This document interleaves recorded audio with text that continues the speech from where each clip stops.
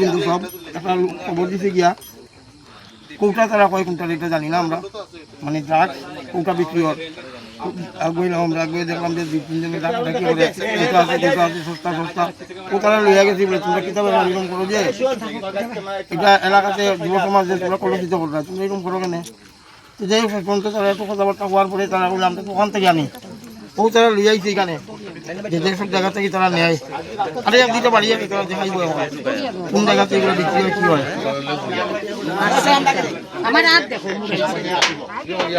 আর কিছু তো আমরা যতটুকু জানি আরো কিছু বাড়ি আছে যে বাড়িগুলা তারা দেখাইয়া দিব, আমরা তো কিছু জানা নাই।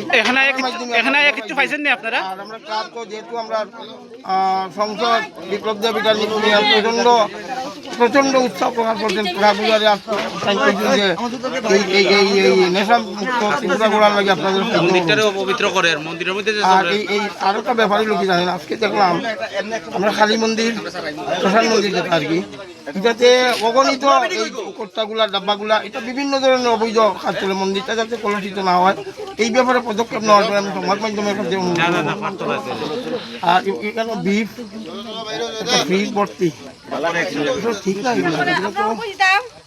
আমরা অতটুকু জানা আমরা অতটুকু আলোচনা করলাম, অতটুকু ঠিক আছে।